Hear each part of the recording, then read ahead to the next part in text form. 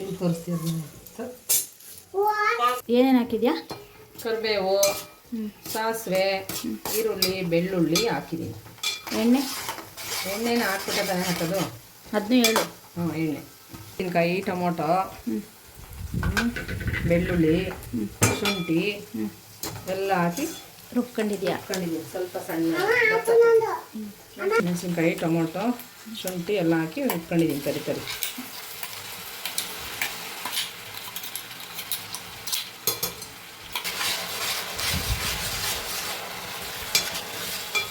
ಸ್ವಲ್ಪ ಹಸಿ ವಾಸನೆ ಹೋಗೋವರೆಗೂ ಸ್ವಲ್ಪ ಫ್ರೈ ಮಾಡ್ಕೊಬೇಕು ಚೆನ್ನಾಗಿ. ಚಿಕ್ಕದಲ್ಲ, ದಪ್ಪ ಬದನೆಕಾಯಿ ಇದೆ, ಇದನ್ನು ಈ ಥರ ಮಾಡ್ಕೋಬೇಕು, ಇಲ್ಲಾಂದರೆ ಬೇಯಲ್ಲ. ಮಾಡ್ಕೊಂಡು ಚಿಕ್ಕದಾದರೆ ಒಂದೊಂದೇ ಹಾಕ್ಬೋದು, ದೊಡ್ಡದಿರೋದ್ರಿಂದ ಚಿಕ್ಕ ಪೀಸ್ ಮಾಡ್ಕೊಂಡಿದ್ದೀನಿ.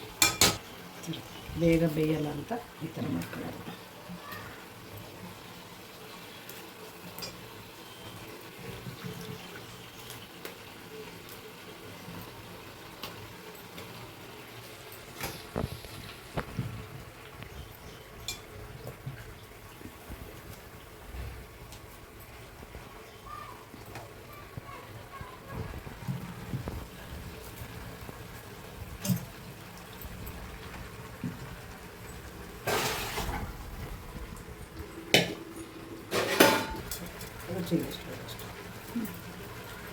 ಸ್ವಲ್ಪ ಎಣ್ಣೆ ಎಲ್ಲ ಇದಾಗಿಲ್ಲ, ಫ್ರೈ ಆಗಿದೆ.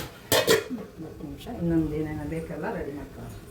ಮತ್ತು ಕಡಲೆ ಬೀಜ ಎರಡನ್ನೂ ಚೆನ್ನಾಗಿ ಕಿಚ್ಕೊಳ್ಳೋದಾ?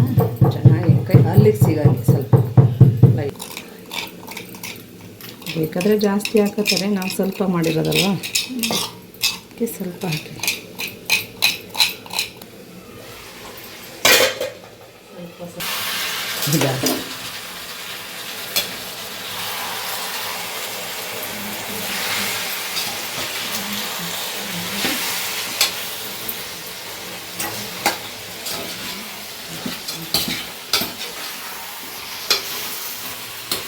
ಚಮಚ ಧನಿಯಾ ಪುಡಿ, 1 ಚಮಚ ಗರಂ ಮಸಾಲೆ, ಸ್ವಲ್ಪ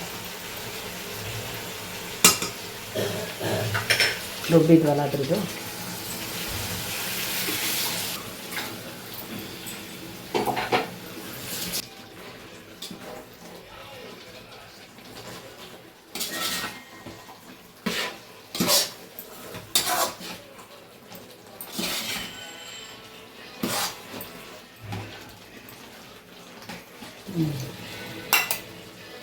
ಗೋಡಂಬಿ ಮತ್ತು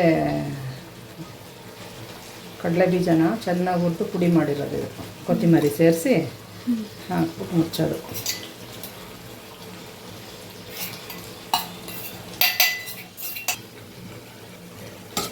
$20 ನಿಮಿಷ ಬೇಯಿಸ್ಬಿಟ್ರೆ ಬದನೆಕಾಯಿ ಗೊಜ್ಜು ರೆಡಿ.